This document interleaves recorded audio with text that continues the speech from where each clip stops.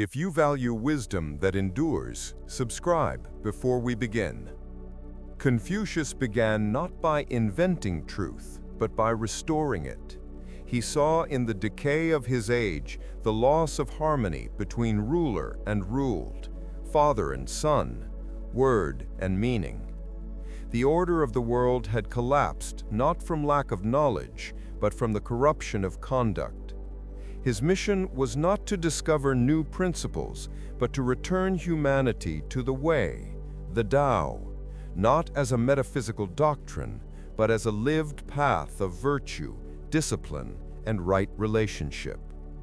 He believed that civilization survives only when men cultivate themselves. For the root of all disorder lies in the heart that has forgotten reverence. The foundation of his philosophy was Ren, often translated as humaneness, benevolence, or compassion, but more deeply, it is the inner warmth that binds person to person. Without Ren, no ritual, law, or knowledge can preserve order. With it, even the smallest gesture becomes sacred. Ren is the feeling that makes morality alive, the pulse of sympathy that turns duty into joy. To possess Ren is to live as though others' suffering were one's own. Confucius said that the noble man, the Junzi, acts not from profit, but from principle. His virtue radiates outward like fragrance from a flower, influencing others without command. But Ren alone is not enough. It must be expressed through Li, the pattern of right behavior. Li is the structure of civilization, the rhythm that turns chaos into harmony. It governs ceremonies, speech, posture, and the subtle courtesies that make human interaction graceful. Yet Li is not mere formality. Its power lies in sincerity. When performed with genuine feeling, ritual shapes character. When performed without it, it becomes hypocrisy. Confucius sought not obedience to rules, but transformation through reverence. A bow, a word, a silence, each could reflect cosmic order when done with understanding. Through Li, humanity mirrors heaven. Above both Ren and Li stands Yi, righteousness, the moral compass that prevents virtue from becoming vanity. Yi is the courage to do what is right, even when it brings no reward. It is integrity in action, the refusal to bend to corruption or fear. Confucius taught that without Yi, Li becomes empty and Ren becomes sentimental. To be truly virtuous is to align intention with the moral order of the universe, what he called the mandate of heaven, Tianming. Heaven, in his teaching, is not a distant deity, but the moral fabric of reality, the source of order that responds to virtue with harmony and to vice with decay. From these principles arises the ideal of the Junzi, the noble person, not by birth, but by cultivation. The Junzi is self-controlled, humble, and constantly improving. He examines himself 3 times a day, questioning his motives and his sincerity. He speaks carefully, acts deliberately, and seeks harmony rather than victory. To the Junzi, success is not measured in wealth or fame, but in moral consistency. He is the bridge between heaven and earth, guiding others not by command, but by example. His virtue, said Confucius, is like the North Star. It stays fixed while others revolve around it. In contrast stands the Xie Ren, the petty man, driven by profit and impulse. The petty man acts from desire, speaks without thought, flatters the powerful, and blames the weak. He is trapped in appearances, concerned with gain rather than goodness. Confucius did not hate the petty man, he pitied him, for his life was ruled by ignorance of the way. The task of society is not to destroy the petty man, but to educate him, to awaken the sleeping moral sense within. Thus, education becomes not a privilege, but a duty to humanity itself. Confucius viewed education as the great equalizer. He taught that virtue and wisdom are open to all who seek them, regardless of birth. Knowledge, he said, begins with the recognition of one's ignorance. Learning is not accumulation of facts, but refinement of conduct. The purpose of study is not cleverness, but moral clarity.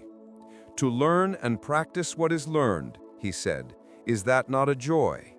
For in practice, knowledge becomes virtue, and virtue becomes civilization.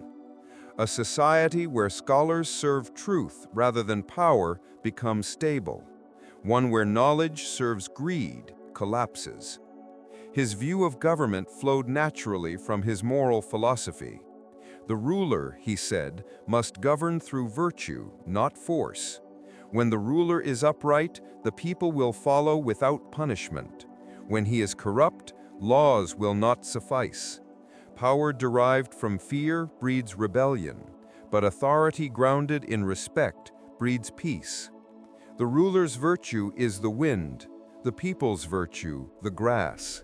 When the wind blows, the grass bends. Confucius envisioned an ethical politics in which leaders are moral exemplars, not tyrants, a meritocracy of character rather than lineage. Justice, in his system, is restorative rather than punitive. It aims to realign hearts with the way, not merely to avenge wrongs. Punishment may correct behavior, but not intention. Only moral education can change the will. Thus, the highest form of governance is invisible, the kind where the people live rightly without being compelled. Confucius believed that when laws are few but virtue is strong, peace arises naturally. When laws are many but virtue is weak, disorder grows despite them. Yet his vision of order extended beyond politics into the family, which he saw as the microcosm of the state. The virtue of filial piety, or shao, anchors society. Respect for parents becomes the seed of respect for all authority, just as affection among kin becomes the basis of social harmony. But filial piety is not servile obedience. It is mutual devotion. The parent must be worthy of respect, the child sincere in gratitude. Through this network of obligations, trust becomes the foundation of civilization. He saw the decay of filial virtue as the root of social chaos. When children abandon respect, rulers lose legitimacy. When rulers neglect their people, heaven withdraws its favor. Thus, morality flows outward from the family to the world. A son who honors his father will serve his ruler with loyalty. A ruler who treats his ministers with fairness will rule a contented nation. The harmony of the cosmos begins in the heart of the home. Confucius placed great importance on speech and naming, believing that disorder in language leads to disorder in life. His doctrine of the rectification of names, zhengming, insists that titles and realities must correspond. When words lose meaning, actions lose direction. If a ruler is not righteous, he should not be called ruler. If a minister is corrupt, he is no minister. To speak falsely is to unravel the moral order of the world.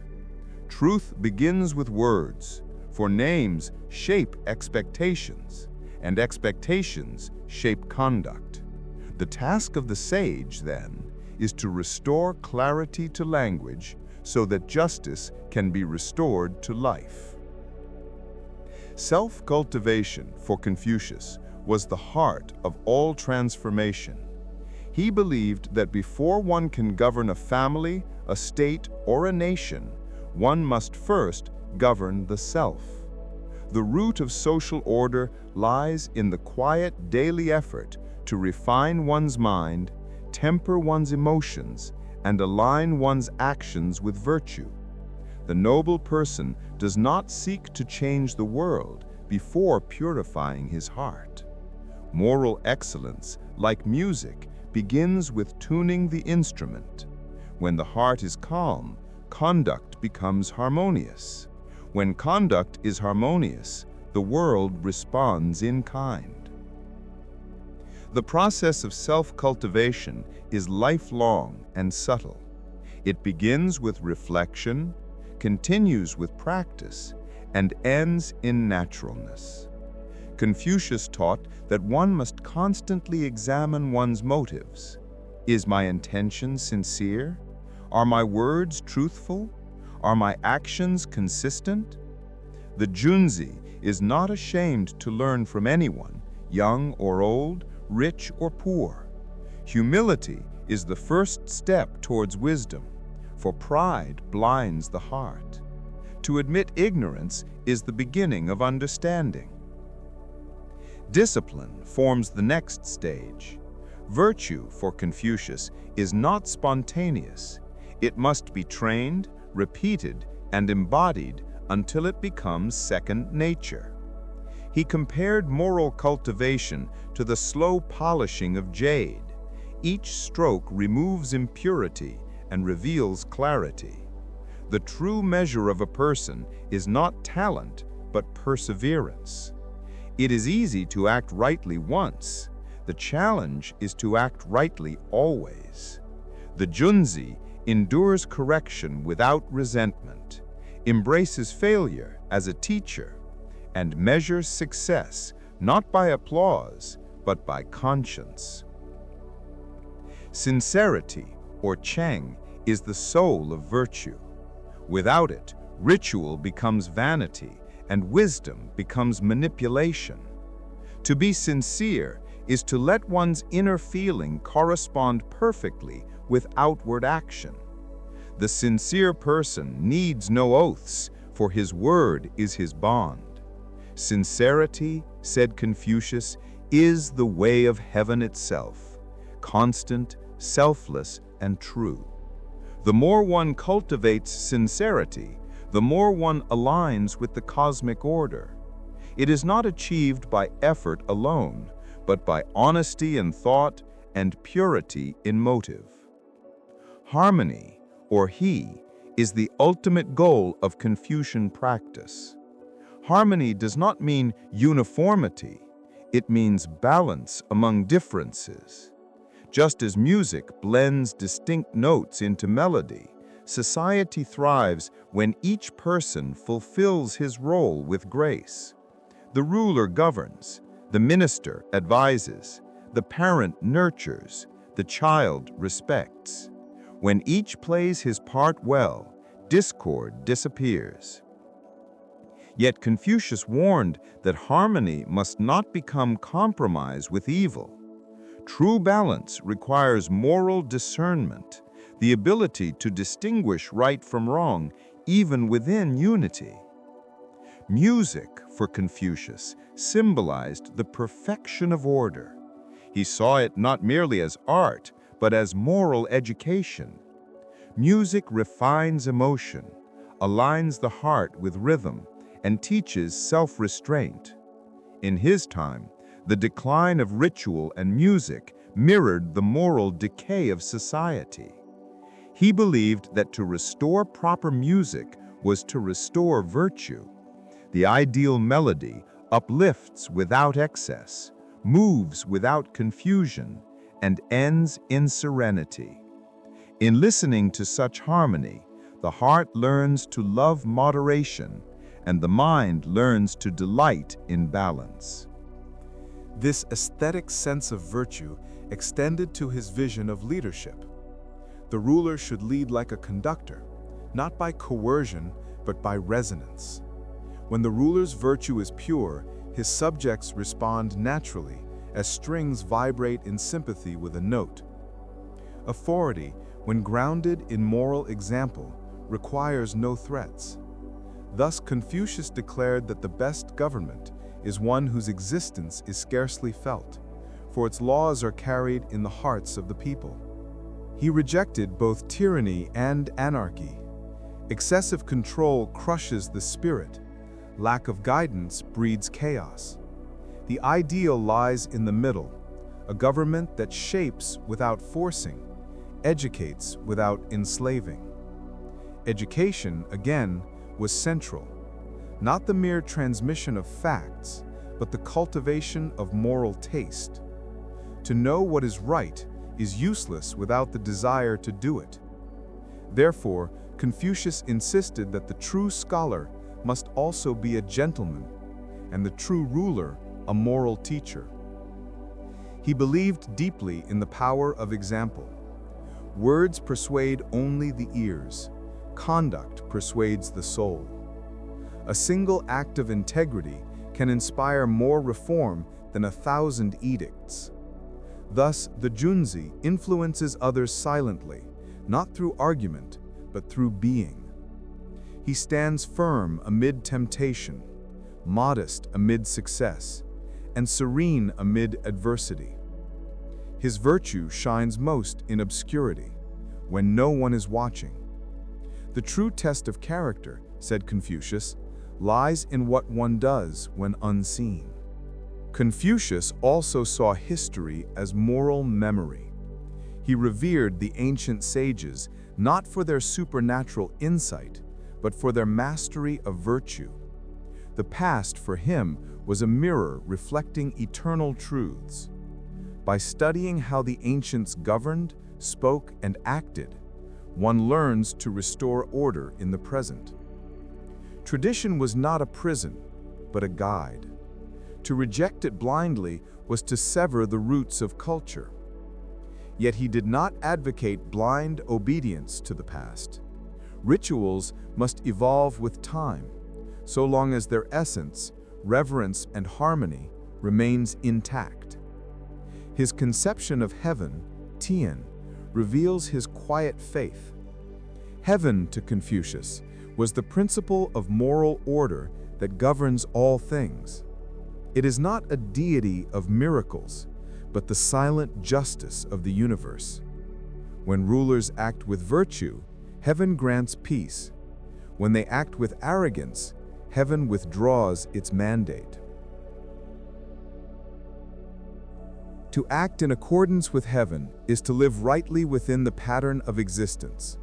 Thus, fate is not blind, it responds to character. A person of sincerity, humility, and perseverance aligns with the current of heaven, while the corrupt swim against it until they are swept away. He emphasized learning from failure. He himself often lamented that no ruler fully adopted his teachings, yet he never despaired. He believed that virtue is its own reward, independent of success or recognition. The sage acts rightly not because it will change the world, but because it is right. Even in obscurity, the Junzi remains steadfast. He cultivates himself, not for fame, but for harmony with heaven. Justice, in Confucian thought, is rooted not in retribution, but in righteousness, the alignment of human conduct with moral order. Confucius saw justice not as a set of punishments, but as a reflection of harmony restored. When a man does wrong, the solution is not vengeance, but correction, not destruction, but renewal. The ideal justice repairs relationships and restores balance. This is why Confucius valued moral education over legal punishment. Law may restrain the body, but only virtue can reform the heart. The Junzi seeks justice not through anger, but through fairness. He does not let emotions cloud discernment, nor favoritism distort truth. When you see what is right, Confucius said, act upon it. Yet he also warned that justice must be tempered with compassion. The wise ruler punishes without cruelty and rewards without excess. Justice without mercy breeds tyranny. Mercy without justice breeds disorder. true harmony lies in their union. Humility for Confucius was not weakness, but strength refined. It is the awareness of one's limitations and the reverence for what lies beyond oneself. The more one learns, the more one perceives how vast the unknown truly is.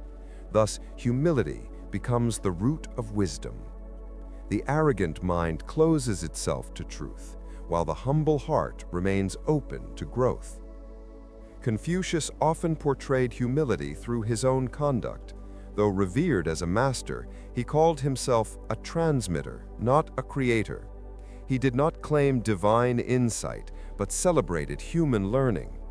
His greatness lay in the discipline of listening, observing, and improving daily. To know that you do not know, he said, is the beginning of knowing. In humility lies sincerity, and in sincerity, peace. The ideal ruler in Confucian vision was a moral exemplar rather than a commander. Authority, he believed, arises not from force, but from virtue. The ruler's primary duty is to cultivate himself.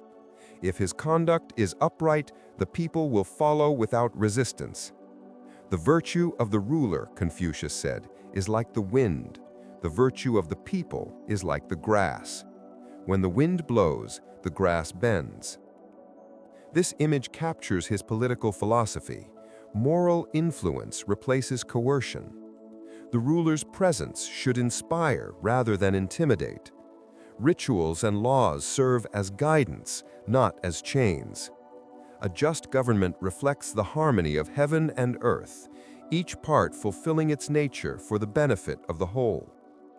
When the ruler acts with benevolence, ministers act with loyalty, and the people act with trust, the realm prospers.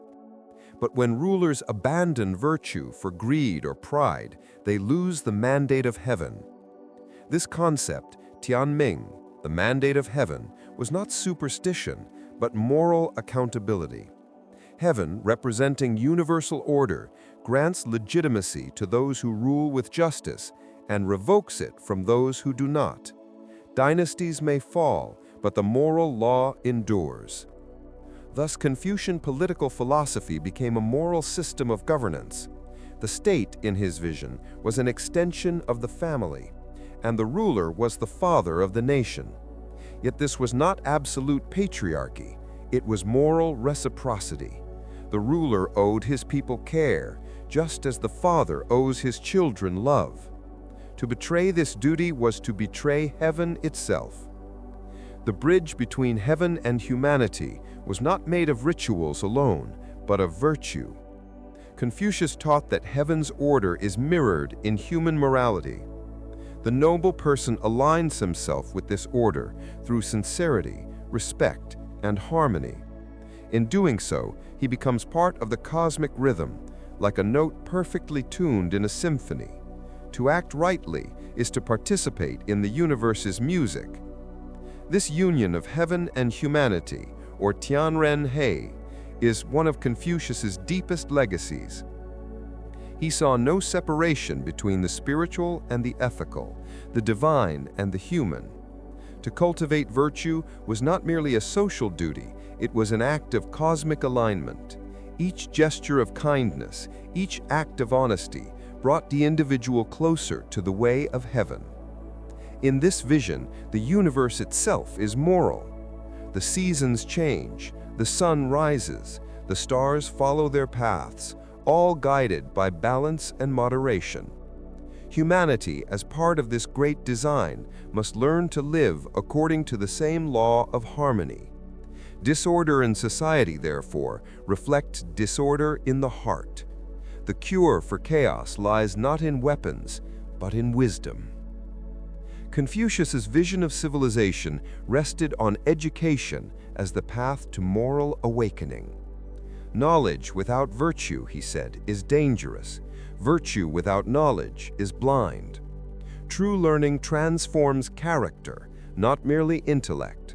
It refines the emotions, disciplines the will, and awakens the sense of duty. Education, therefore, is not preparation for life. It is life itself. He believed every person, regardless of birth, had the capacity for virtue. In a world dominated by aristocracy, this was revolutionary. In education, he declared, there should be no distinction of classes. The door to wisdom was open to all who sought it sincerely. Through study, reflection, and practice, even the humblest could approach the level of the sage. In his teaching, learning and action were inseparable. To know and not to act, he said, is not to know. Knowledge must become conduct. Insight must become habit. The purpose of study is transformation. Thus, each lesson ends in application and each reflection in reform.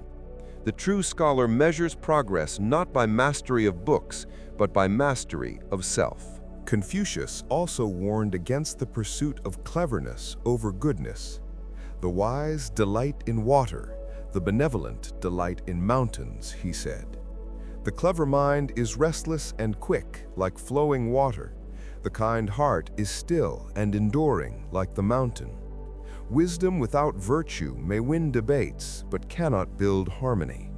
The goal of learning, therefore, is not victory, but harmony, the stillness of understanding that uplifts all.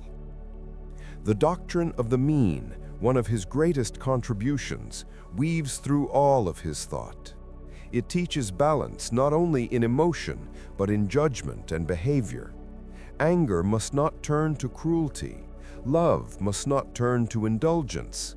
Every virtue, when pushed beyond measure, becomes vice. The art of life lies in maintaining the center, calm, poised, and aware. Confucius compared moral cultivation to archery. The archer aims not at others, but at himself. When he misses, he seeks the fault within. So too the noble person does not blame the world for its flaws, but looks inward to correct his aim. Each failure becomes an opportunity for refinement. He often described the stages of moral growth. At 15, he said, he devoted himself to study. At 30, he stood firm. At 40, he was free of confusion. At 50, he understood heaven's will. At 60, his ear was attuned to truth.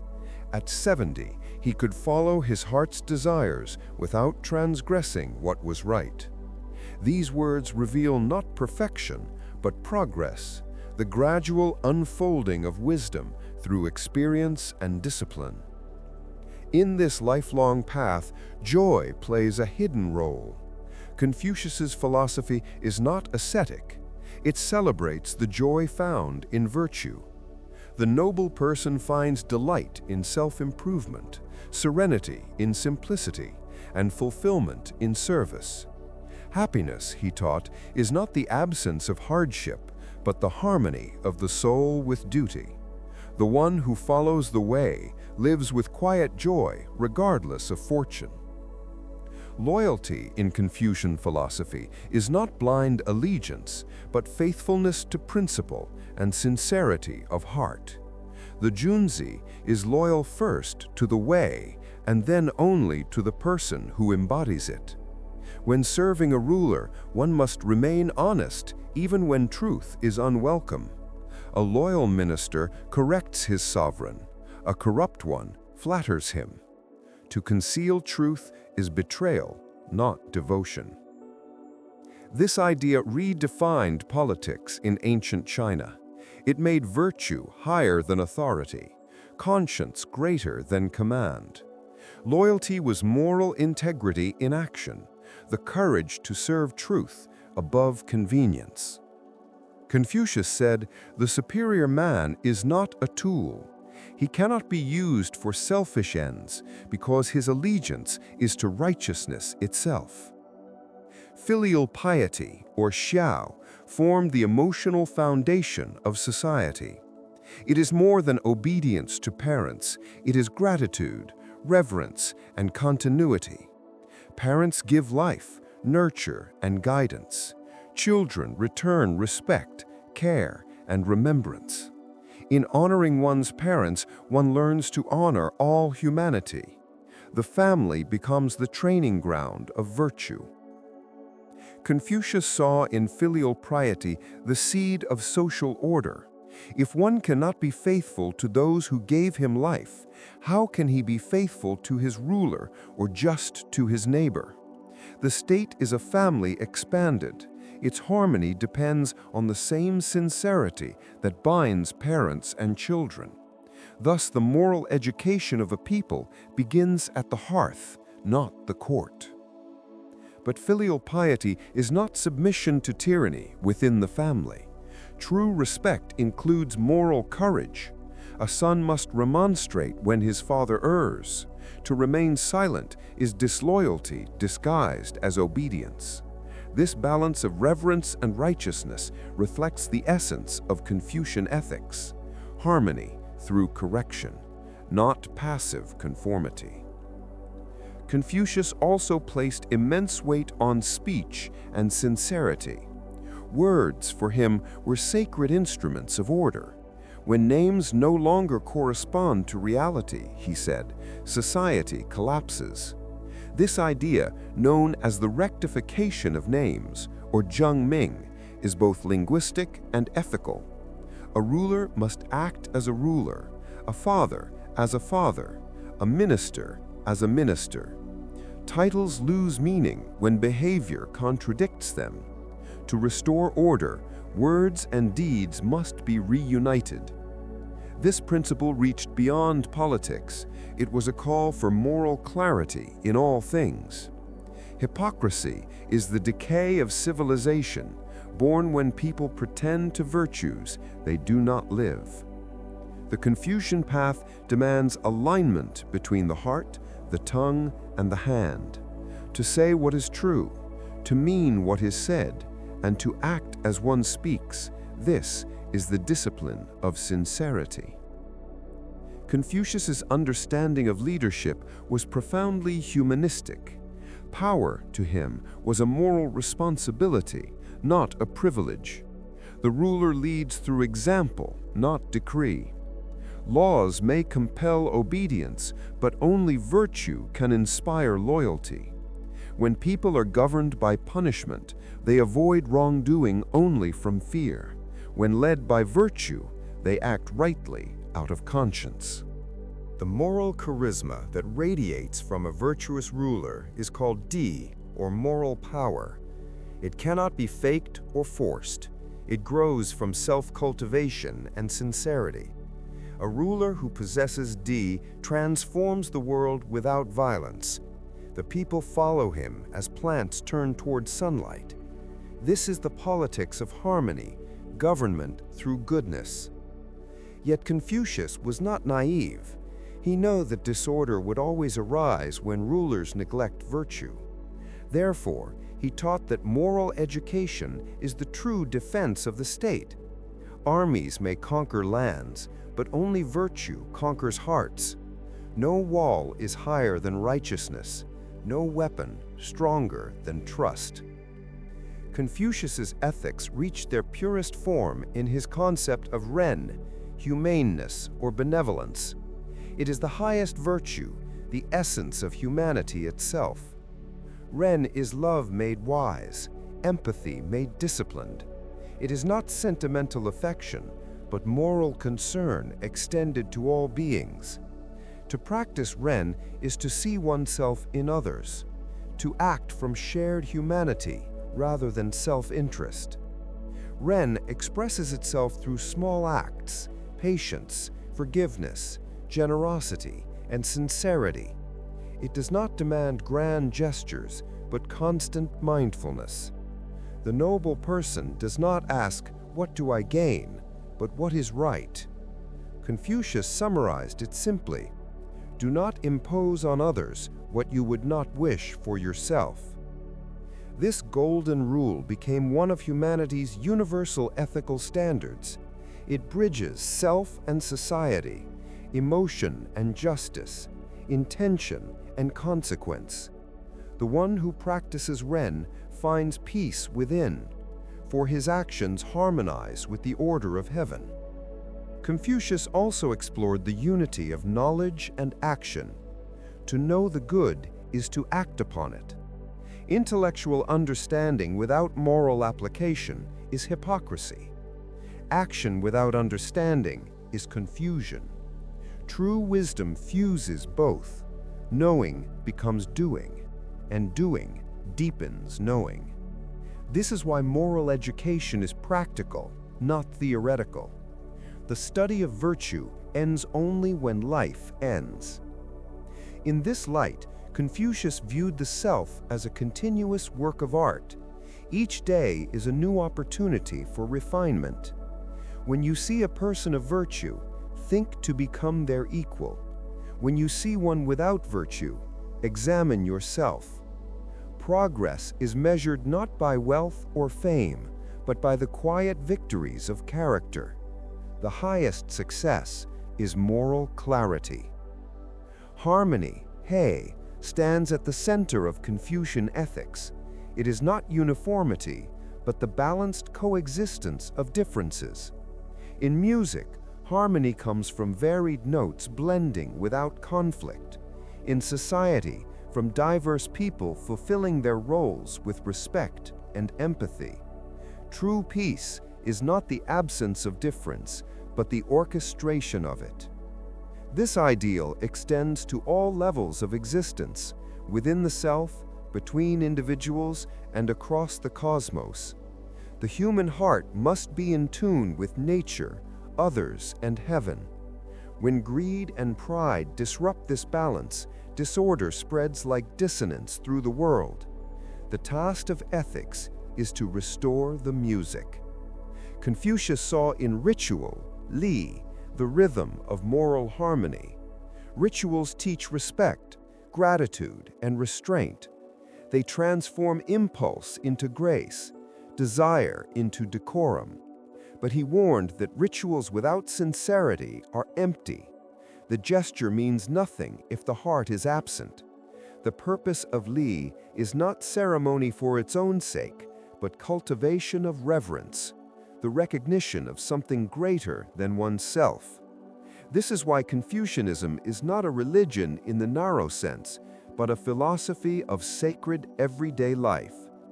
Every act, from greeting a friend to mourning the dead, can express reverence for the way. Through form, we awaken feeling. Through practice, we become human. Confucius also emphasized the balance between inner virtue and outer order. When rulers perform rituals properly but lack integrity, their kingdoms decay. When the people keep laws but neglect conscience, the spirit of justice dies. Only when the inner and outer mirror each other does true harmony arise. In Hume's language, centuries later, habit governs thought. For Confucius, habit governs virtue. Character is built through repetition, by doing what is right until it becomes natural. Moral excellence is not an act, but a rhythm of living. Each small deed, performed with sincerity, refines the soul as drops of water polish stone. Confucius's moral realism extended into his understanding of destiny, or Ming. Heaven, he said, has its decrees.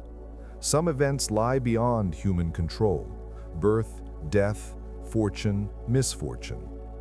Yet within this divine framework, human freedom operates. We cannot command the wind, but we can set our sails. Thus, wisdom lies in accepting what cannot be changed while perfecting what can.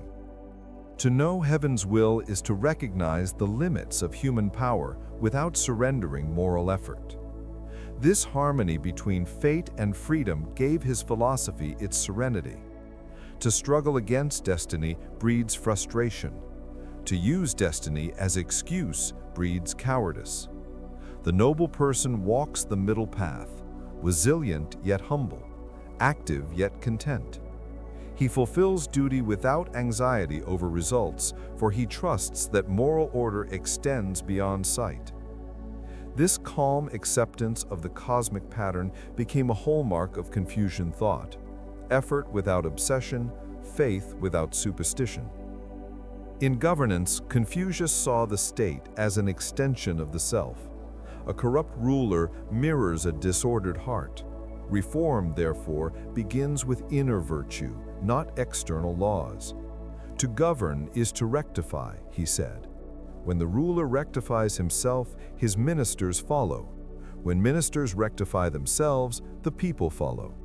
Good government radiates outward like ripples from a stone cast into still water.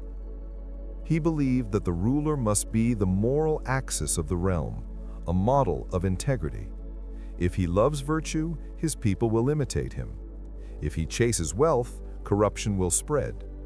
Thus, the art of ruling is the art of self-mastery. The ruler must control his desires, listen to wise counsel, and treat his people as family. The people, in return, respond with trust and loyalty.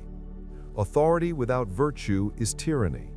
Virtue without authority is power unrealized.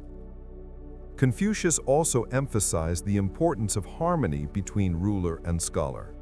Scholars, through study and reflection, preserve the way. Rulers, through action, embody it. When both fulfill their duties, civilization flourishes. When either fails, chaos ensues. The philosopher's task, therefore, is not withdrawal but service, to remind the powerful of their moral obligations and guide them toward justice. Confucius never sought utopia. His ideal world was a moral order rooted in reality. He accepted human weakness, yet demanded constant self-improvement. His teachings aimed to transform society one heart at a time. By cultivating benevolence in families, righteousness in communities, and wisdom in rulers, humanity could approach harmony without coercion. The dream of the sage was not domination, but conquered, the peace that comes from shared virtue.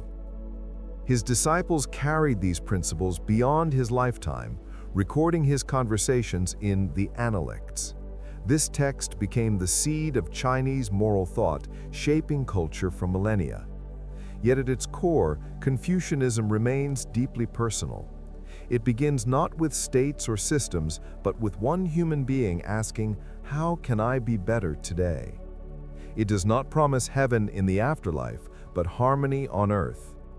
Its vision of immortality lies in moral continuity, the transmission of goodness through generations. Confucius believed that when one acts with sincerity, one's virtue echoes through time.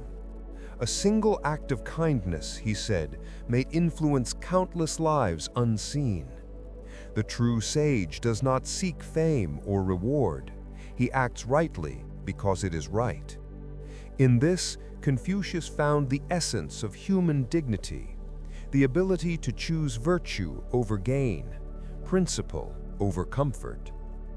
After Confucius's death, his vision did not fade, it evolved. His disciples became the first guardians of the way, carrying fragments of his wisdom into a world of shifting dynasties and restless power. Among them, Mencius and Shunzi stood as twin pillars, defining the human debate over nature and discipline. Mencius affirmed the innate goodness of the heart, saying that compassion is the origin of morality. Shunzi, sterner and pragmatic, declared that goodness must be crafted against the grain of selfish desire. Together, they formed the dialectic that kept Confucian thought alive, one rooted in optimism, the other in realism, both grounded in moral effort. As centuries passed, Confucianism grew into the intellectual spine of Chinese civilization. It guided education, ethics, and government. The imperial examination system, based on mastery of Confucian texts, turned moral philosophy into the gateway of power. Scholars trained not in rhetoric, but in virtue. To lead meant to cultivate the heart before commanding others. The empire itself became a vast school of moral refinement, at least in theory. Yet time tested these ideals. As Taoism and Buddhism flourished, the simplicity of Confucius's ethics faced spiritual and metaphysical questions he had left open. Where is the soul? What is the nature of heaven? Is the way a moral law or a cosmic principle? Confucianism, to survive, had to expand beyond social harmony into metaphysical depth. This transformation gave rise to Neo-Confucianism, a profound synthesis of morality, cosmology, and introspection. The Neo-Confucians, led by thinkers like Zhu Duni, Qi Yi, and Zhu Zi, reinterpreted Confucius through the lens of universal order. They spoke of Li, principle, as the rational structure of the cosmos, and Qi, vital force, as its dynamic energy. Everything, from mountains to emotions, arises from their interaction. Morality, therefore, is not imposed upon nature, but woven into its fabric. To live ethically is to live in harmony with the universe's principle. Zhu Zi, the great synthesizer, turned Confucianism into both philosophy and spiritual discipline. He taught that self-cultivation requires the investigation of things, ge wu. By observing the world attentively and reflecting sincerely, one uncovers the moral order embedded in all phenomena. The classroom, the field, and the heart become one laboratory of virtue. Learning is not memorization, it is awakening to the principle that runs through heaven and earth. In Zhu Zi's vision, humanity stands at the center of cosmic order. The heart, when purified of selfish desire, mirrors heaven's principle perfectly. Thus, moral effort becomes a sacred act.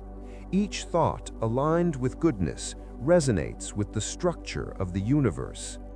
Through discipline and sincerity, a person may become a living embodiment of the way, an echo of heaven in human form. His teachings spread through schools and dynasties, shaping generations of scholars. The four books, the Analects, Mencius, the Great Learning, and the Doctrine of the Mean, became the foundation of education across East Asia. For nearly a millennium, the cultivation of virtue was inseparable from learning itself. The goal of study was not success, but self-perfection. But Neo-Confucianism was not static. Wang Yangming, a later master, challenged Zhu Zi's emphasis on external investigation. He declared that Li resides within the heart itself, not outside in things. To know the good is to feel it. To act rightly is to know. Thus arose his doctrine of the unity of knowledge and action. The true sage acts from instant insight, not endless analysis. Moral understanding is intuitive, born of sincerity rather than method. Wang Yangming's philosophy turned Confucianism inward. He taught that the human heart, when cleansed of selfishness, becomes luminous and self-sufficient. Every person carries the light of heaven within. Enlightenment is simply the removal of obscurity. The battlefield, the garden, the scholar's desk, all are arenas of cultivation. In daily life, through mindfulness and compassion, one polishes the mirror of the mind until it reflects truth without distortion. This humanistic mysticism spread through East Asia, influencing samurai in Japan, scholars in Korea, and reformers in Vietnam. It became a living bridge between moral clarity and spiritual depth. Confucianism, once concerned only with family and state, now encompassed the cosmos and the self. It spoke not just to rulers and ministers, but to every soul seeking integrity. Through these centuries, Confucius's spirit endured because it adapted without losing essence. His core message, self-cultivation, benevolence, harmony, remained the pulse of civilization. Even when challenged by Buddhism's compassion or Taoism's naturalism, Confucianism absorbed rather than resisted.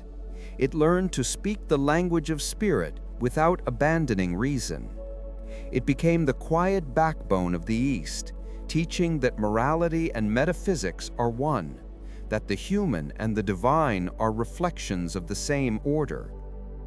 As the world entered modernity, Confucianism faced its greatest trial.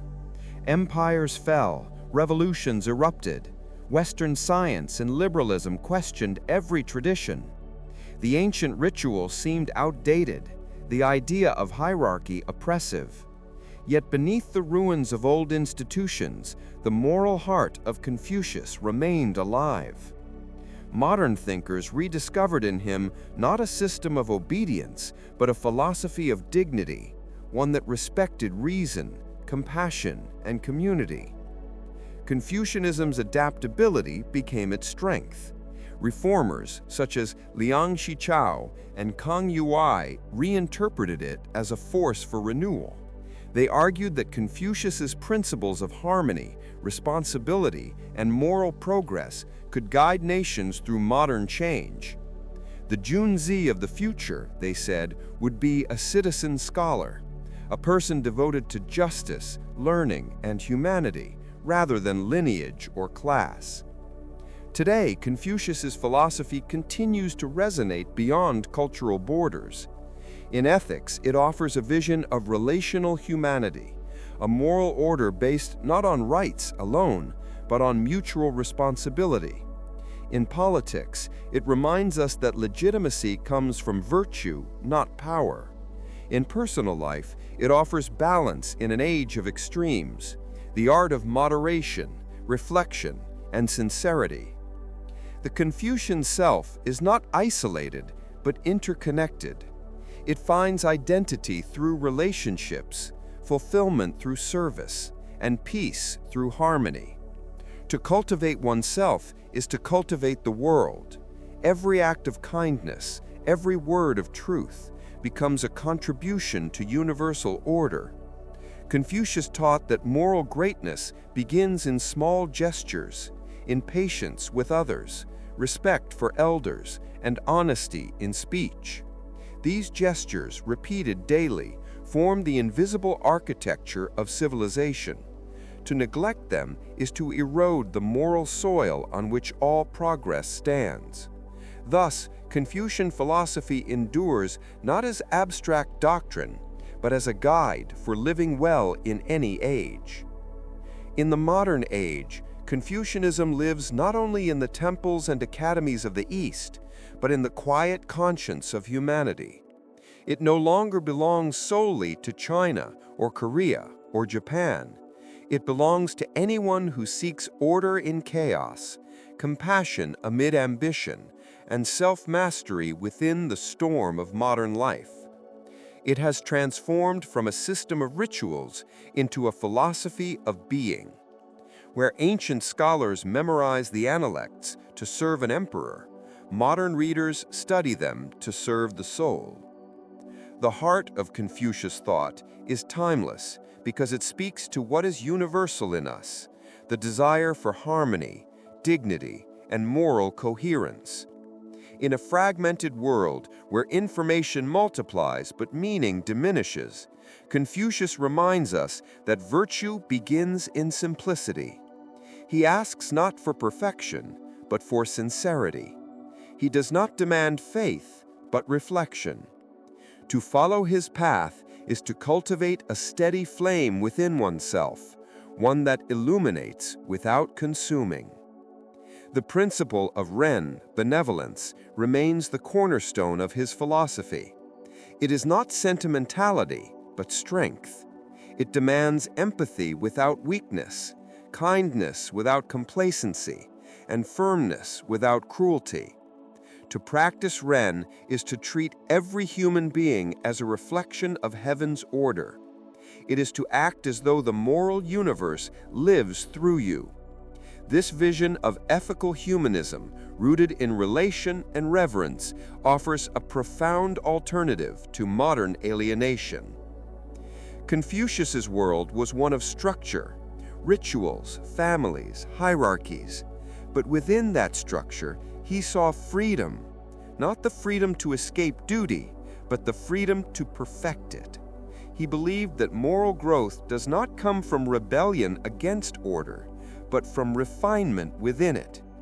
Just as music finds beauty in rhythm, humanity finds meaning in harmony. This harmony is not conformity, it is the art of balance, the wisdom of moderation, the rhythm of coexistence. To the modern mind, accustomed to individualism, Confucius offers a counterpoint, the self not as isolated ego, but as a node in a moral network. Each action reverberates through the web of relationships. Every choice becomes a moral echo. Thus, self-cultivation is not selfish. It is the foundation of social order. When the individual becomes upright, the family becomes harmonious. When families are harmonious, the state becomes just. When the state is just, the world finds peace. This chain of moral causation reveals the cosmic scope of human behavior. Yet Confucius does not teach blind obedience. He speaks of yi, righteousness, the courage to do what is right even when it conflicts with personal gain or authority. In yi, the Junzi stands firm against corruption and greed. He is not a servant of power, but a servant of principle. To embody yi is to make moral integrity the measure of all success. This concept remains vital in an age of moral compromise and expediency. Confucian philosophy also reveres li, ritual, and propriety, not as hollow ceremony, but as a language of respect. Through li, the invisible order of society becomes visible. Every bow, every word of courtesy, every gesture of restraint becomes an act of civilization. When li decays, arrogance rises. When li thrives, dignity returns. It teaches that respect is not weakness, it is strength under discipline. In modern contexts, li reminds us that form and etiquette are not superficial. They are the structure of mutual regard that allows freedom to flourish without chaos. Confucius's understanding of education was revolutionary for its time and remains radical today. He believed that learning is a moral endeavor, not a means to power. Knowledge without virtue is dangerous, but virtue without knowledge is blind. The true scholar studies not for fame or wealth, but to refine the self and serve humanity. Thus, every page read and every lesson learned becomes part of moral cultivation. Education is not accumulation, it is transformation. He also spoke of ji, wisdom, not as intelligence, but as discernment. To know is to distinguish right from wrong, not merely to store facts. It requires self-awareness, reflection, and empathy. A wise person listens before judging, pauses before speaking, and acts with clarity of intention. In an age of noise and reaction, ji becomes the quiet art of discernment, the power to see through confusion without cynicism. Finally, Confucius taught shin, trustworthiness, as the foundation of all relationships. Without trust, there can be no community, no governance, no peace. To keep one's word is to align speech with reality, thought with action.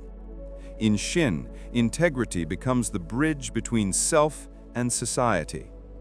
In an era of deceit and appearance, this ancient virtue becomes revolutionary.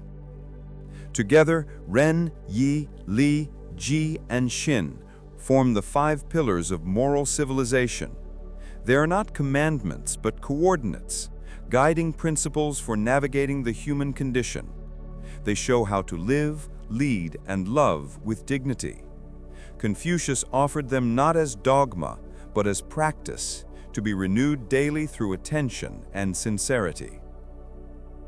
Modern psychology and philosophy now rediscover in Confucianism a kind of moral realism, an understanding that ethics is not abstract, but relational.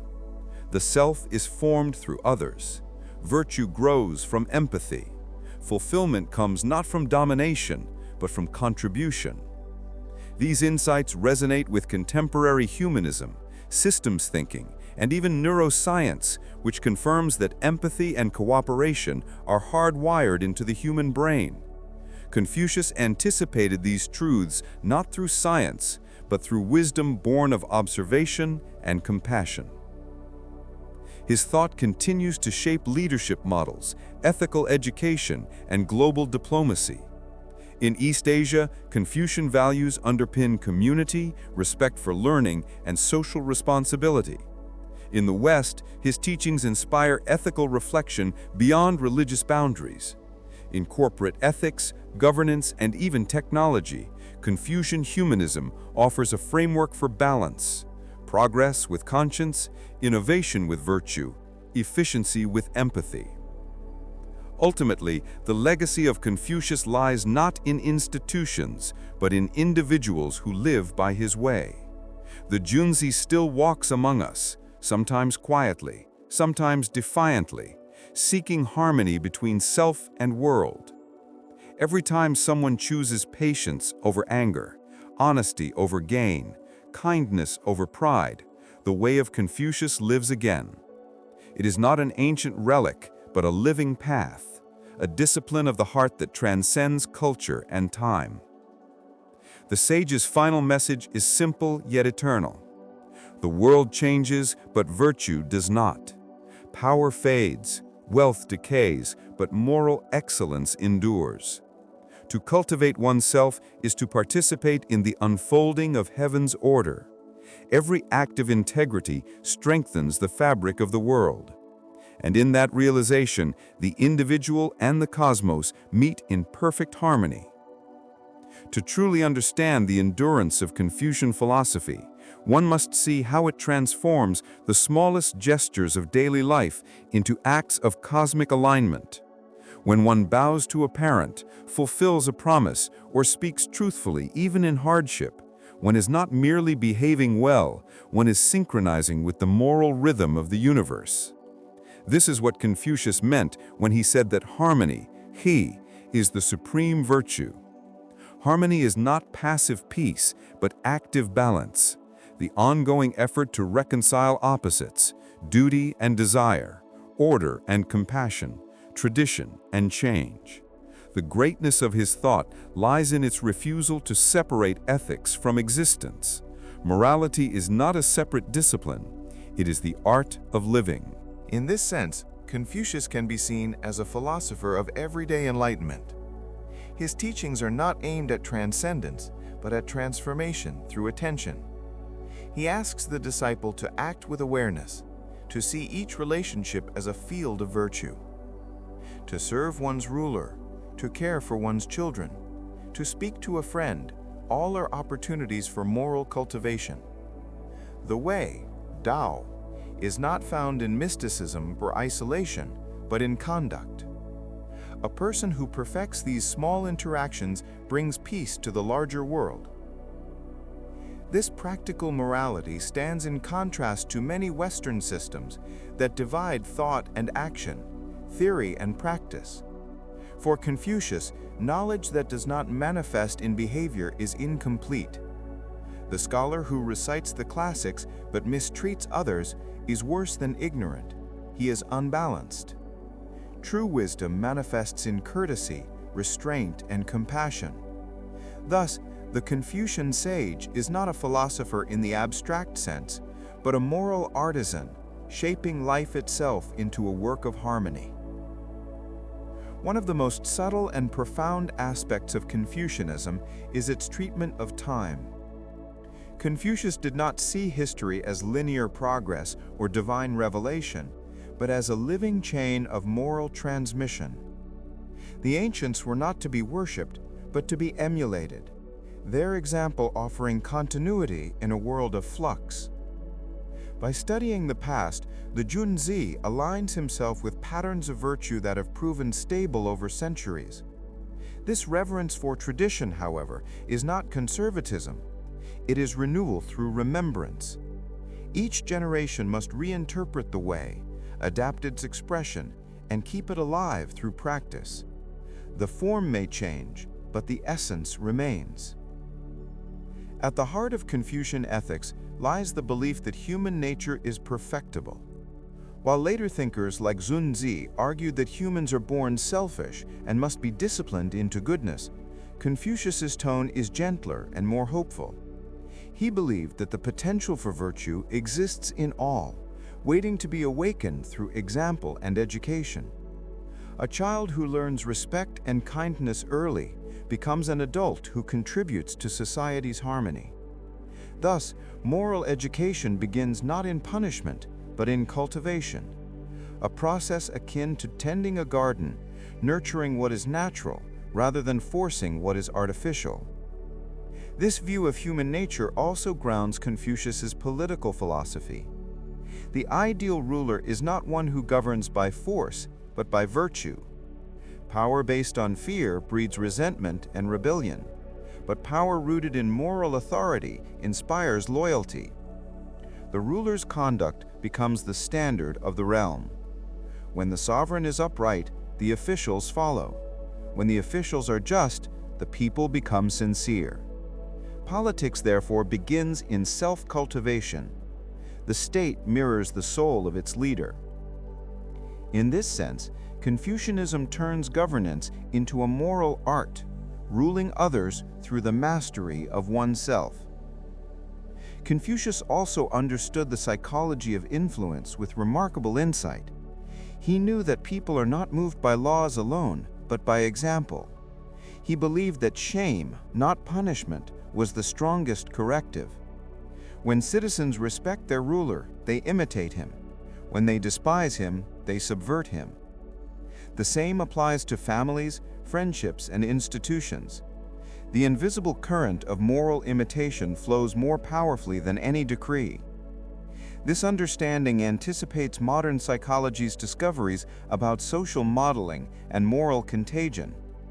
Long before the science of behavior existed, Confucius grasped the subtle mechanics of moral ecosystems. Beyond politics, Confucius was deeply concerned with the emotional balance of the individual. He recognized that anger, desire, and pride are natural, but must be harmonized through reflection. The Junzi does not eliminate emotion, he educates it. To feel is not a flaw, but a sign of life. To act without restraint, however, is to lose the self. Through ritual, study, and self-discipline, emotion becomes virtue. A kind heart guided by wisdom becomes benevolence. Courage guided by justice becomes righteousness.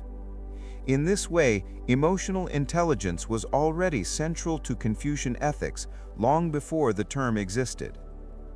The Confucian sage's calm demeanor is not born of apathy, but of mastery. He feels deeply, but is not enslaved by feeling. He acts decisively, but without haste. His patience is not weakness, but strength refined by understanding. This equilibrium between passion and prudence defines the mature spirit, steady in adversity, humble in success. It is the psychological expression of moral harmony.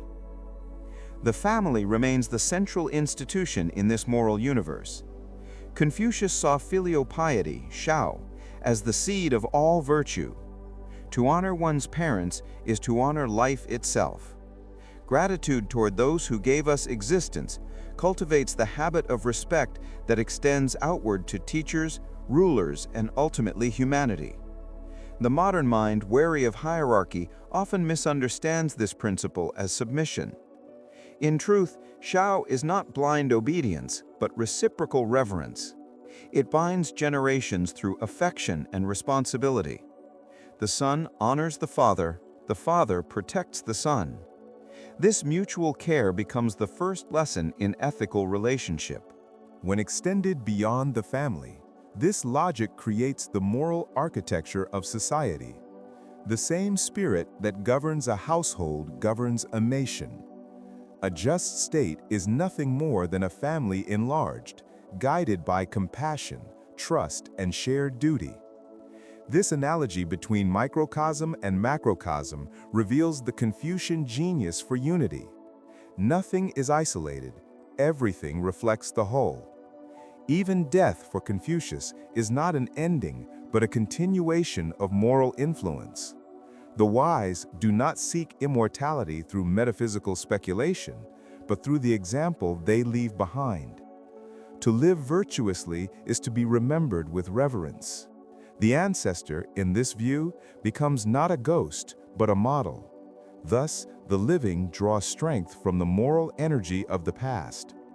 Ancestral rites are not superstition, but gratitude, a recognition that life is sustained by the virtues of those who came before. Confucius avoided speaking of the afterlife because he believed the real test of virtue lies in the present. When asked about death, he famously replied, "You do not yet understand life." This was not evasion, but wisdom. Morality must begin with the world we can touch. Only through perfecting the human can we approach the divine. His silence about metaphysics was therefore a statement about focus, ethics over speculation, clarity over mystery. Mencius, often called the second sage, took the seeds planted by Confucius and cultivated them into a grand vision of moral psychology. He believed with absolute conviction that human nature is inherently good, that compassion arises spontaneously when the heart is uncorrupted. He told the story of seeing a child about to fall into a well. No one, he said, could witness that without feeling alarm and pity.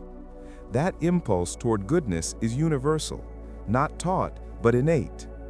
Yet this goodness can wither when one's environment is unjust, when rulers oppress, when hunger or humiliation distort the natural heart. Thus, the task of politics is not to coerce virtue, but to create conditions where virtue can breathe. Mencius's view added warmth to Confucianism. It gave emotional depth to moral cultivation. Virtue was not a set of duties imposed from above, but a flowering from within.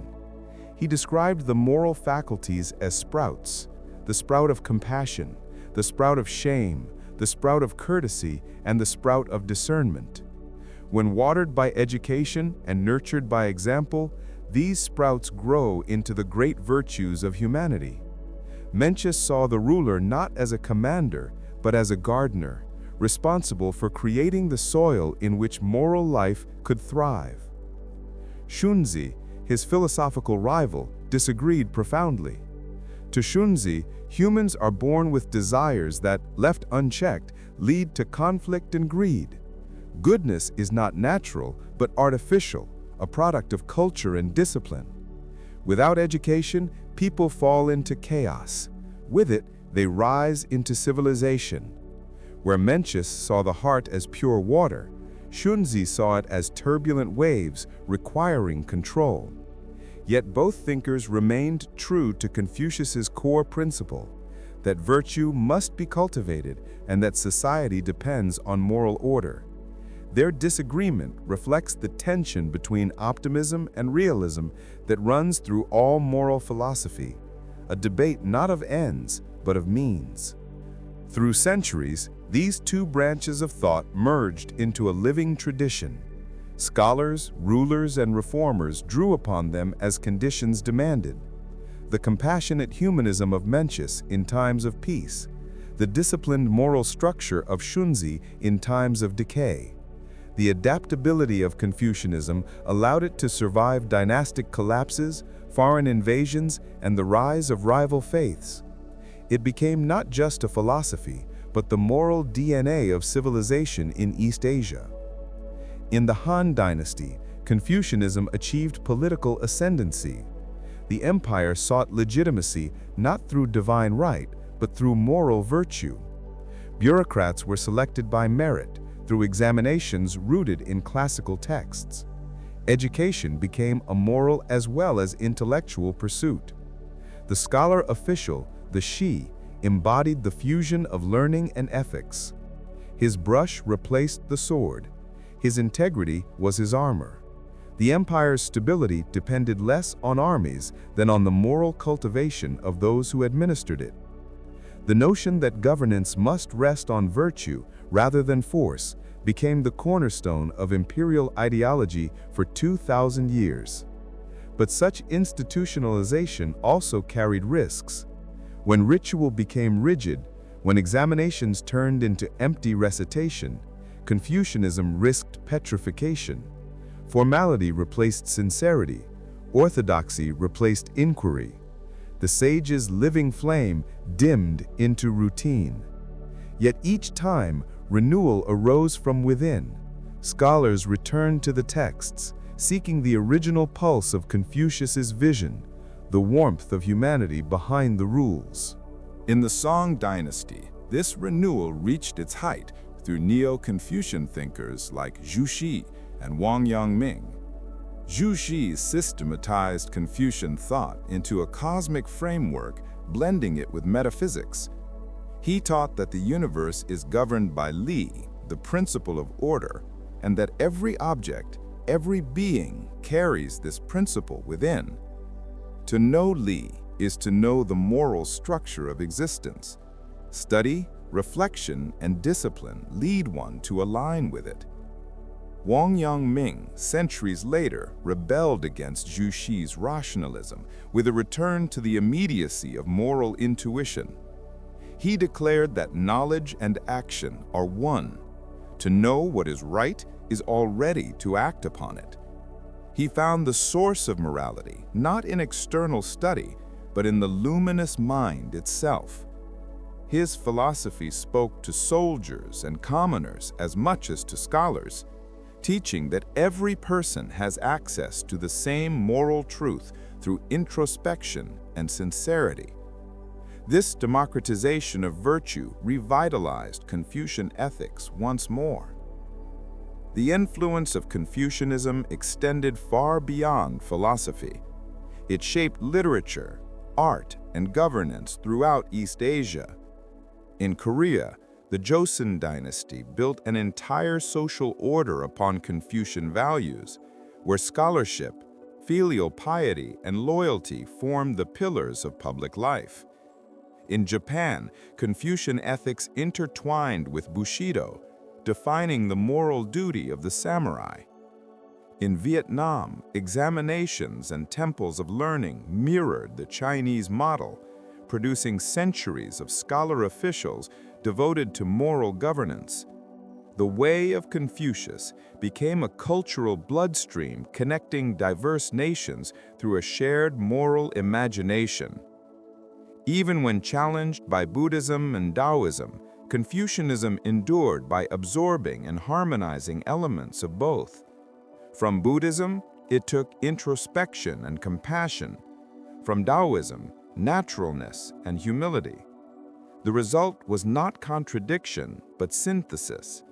Confucian humanism learned to coexist with mystical spirituality, balancing the inner and outer worlds. This capacity for integration made it one of the most resilient intellectual traditions in human history. In the modern era, when revolutions and reformers sought to break from the past, Confucius was sometimes condemned as a symbol of feudalism. Yet each attempt to bury him failed, for his teachings speak to something deeper than political form. They address the anatomy of human virtue itself. As societies modernized, thinkers rediscovered his relevance. The principles of benevolence, integrity, and moral education found new expression in civic ethics, leadership theory, and even corporate culture. The Confucian emphasis on harmony and social responsibility resonates profoundly in an interconnected global age. Modern psychology and neuroscience now echo what Confucius intuited millennia ago, that human well-being depends on empathy, cooperation, and moral habit. Social harmony, far from suppressing individuality, provides the foundation for meaning and belonging. The self cannot flourish in isolation. It unfolds through relationship. This insight gives Confucian philosophy unexpected modern power. It is not a relic of empire, but a guide for humanity struggling to balance technology, ambition, and compassion. Confucius would likely not have recognized the modern world, its speed, its machines, its disconnection. Yet his teachings remain medicine for its ailments. The moral crisis of today, the loneliness, greed, and fragmentation are the very conditions his philosophy was designed to heal. In a time when information overwhelms wisdom, his call to sincerity, patience, and respect sounds almost radical. To pause, to listen, to honor one's word, these are revolutionary acts in a culture of haste. The greatest strength of Confucianism is its belief that virtue is learnable. It assumes no saintly perfection, no divine election, only the human capacity for improvement. Every person, through reflection and practice, can become a vessel of harmony. This optimism about moral growth stands as a quiet defiance against despair. The sage and the student are not separate beings, but points on the same path. What distinguishes them is only the depth of cultivation. Confucius's moral psychology begins with a profound understanding of self-awareness. He saw the mind not as a battlefield between good and evil, but as a field of cultivation. Every thought, every impulse, every emotion is a seed. Some lead to harmony, others to decay. The task of the moral person is not to suppress these seeds, but to know them, to observe which thoughts nourish virtue and which lead to decay. This requires constant vigilance, the quiet discipline of introspection. The superior person does not simply act rightly, he examines himself before he acts. Self-reflection becomes the root of wisdom, for only through awareness can one master the heart. This awareness extends beyond the individual into the collective. Confucius understood that morality is social. No one becomes virtuous in isolation. Each interaction shapes the moral texture of society. Words, gestures, and emotions circulate like invisible energy, influencing the hearts of others. A harsh word can poison, a kind one can heal. Thus, the Junzi is careful not only in his deeds, but in his tone, his presence, and his silence. He embodies restraint without coldness, warmth without indulgence. His virtue becomes contagious, radiating outward, subtly transforming the world. Modern psychology, in its study of mirror neurons and emotional contagion, confirms this ancient wisdom. We do not act in moral isolation. Our nervous systems mirror the behavior of others. Empathy, imitation, and emotional resonance are biological realities. Confucius's insight that virtue spreads through example anticipated this by 2 millennia. The sage knew what science now proves. The moral climate of a community depends on the invisible transmission of conduct and feeling.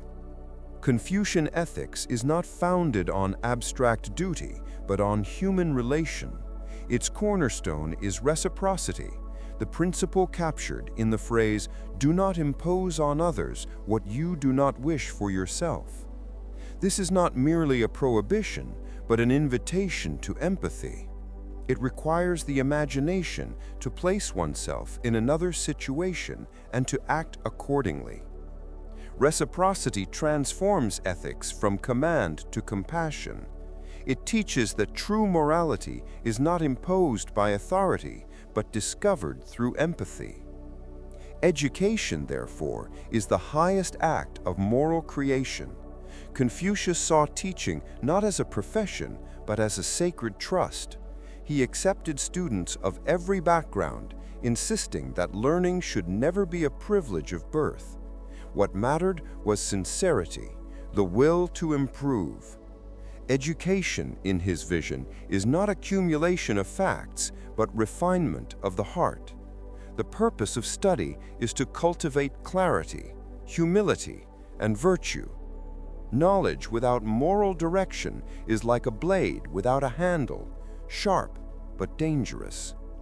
This moral education was not confined to youth. Confucius believed that learning is lifelong.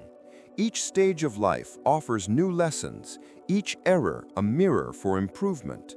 The Junzi never ceases to refine his character, for perfection is not an endpoint, but a rhythm of correction. The same patience one applies to others must be applied to oneself. In this sense, Confucian self-cultivation is a gentle revolution, continuous, internal, and inexhaustible. The teacher-student relationship, central to Confucian thought, embodies mutual respect and shared growth. The teacher guides, but the student effort determines transformation. There is no domination, only moral companionship. This structure forms the basis of Confucian leadership. The ruler, like the teacher, leads by example. Authority is legitimate only when rooted in virtue. Command without moral authority breeds fear. Moral example breeds loyalty. Hence, the greatest leader governs least. His virtue does the work, his laws cannot. Leadership in Confucianism is thus not about control, but cultivation. The true leader is a gardener of virtue, tending to the moral soil of society. He must balance firmness with compassion, justice with mercy. When he punishes, he does so to correct, not to humiliate. When he rewards, he does so to inspire, not to flatter. His greatest achievement is not conquest, but harmony, the creation of a state where the people act rightly not from fear, but from trust. This vision of leadership resonates even in modern management and politics. The Confucian leader embodies emotional intelligence, ethical consistency, and humility, traits now recognized as essential to sustainable leadership. In business, education, or government, the principle remains: example outweighs command. A leader who governs himself governs all. Confucius's moral world also includes the aesthetic dimension, the cultivation of beauty in conduct, speech, and environment. Music, poetry, and ritual were not entertainment, but ethical instruments. Harmony and sound reflected harmony in the soul. The sage used music to soften the heart, poetry to refine the emotions, and ritual to discipline the body. Beauty, therefore, was not separate from morality, but its expression. When music decays into noise or ritual into vanity, it signals the corruption of the moral order. He understood that culture sustains morality, just as morality sustains culture. A civilization endures not through its wealth or armies, but through the grace of its conduct, the refinement of manners, the integrity of its speech, and the compassion of its customs. Every small act of courtesy becomes a thread in the moral fabric of a nation. When those threads fray, even the mightiest empire collapses. At the heart of Confucian thought lies the dialectic between individual and society, freedom and order. Confucius never saw these as opposites, but as partners. True freedom arises not from rejecting rules, but from mastering them. The disciplined person is not enslaved by ritual, he is liberated by it. Rules, when internalized, become rhythm. This is why the Junzi moves with ease and grace. His virtue is no longer effort, but nature. The moral law becomes as effortless as breathing. In modern terms, we might say that Confucius anticipated the psychology of habit. Virtue becomes stable only when practiced until it becomes instinct. Morality, to endure, must descend from thought into behavior. This insight bridges ancient wisdom and modern science, showing that ethical transformation is not achieved by occasional inspiration, but by consistent practice. The Confucian path, therefore, is both deeply personal and profoundly social.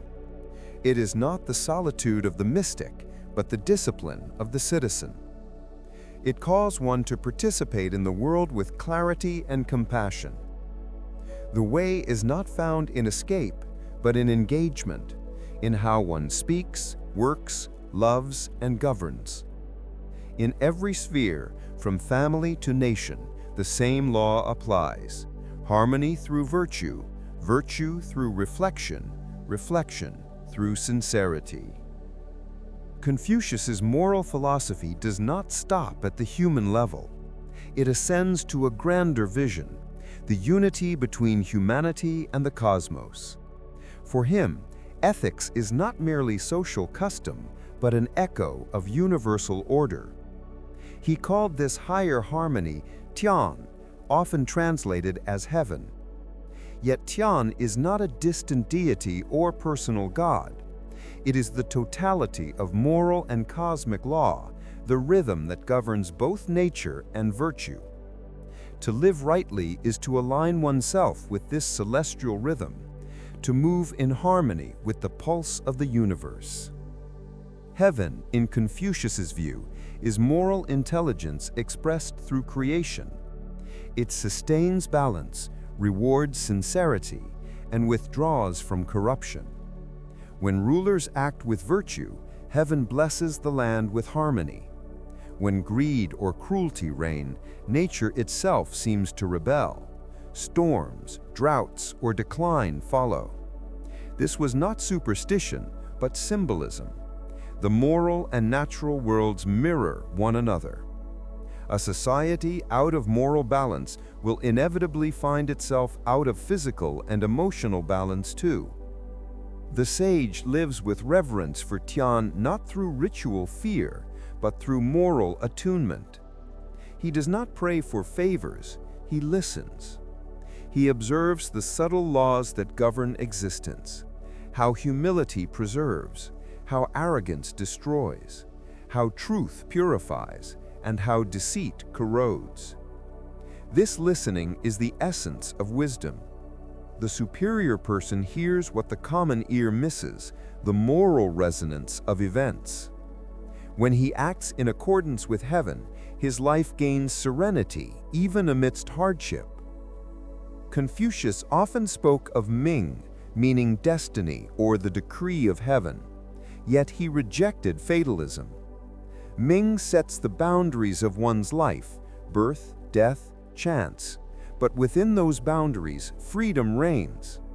The moral task is to act with integrity regardless of outcome. To complain about fate is to misunderstand the human role in the cosmic dance. The wise man accepts what cannot be changed and perfects what can. He understands that heaven entrusts each person with a unique portion of responsibility, a moral mission woven into destiny. Thus, ethics becomes sacred labor.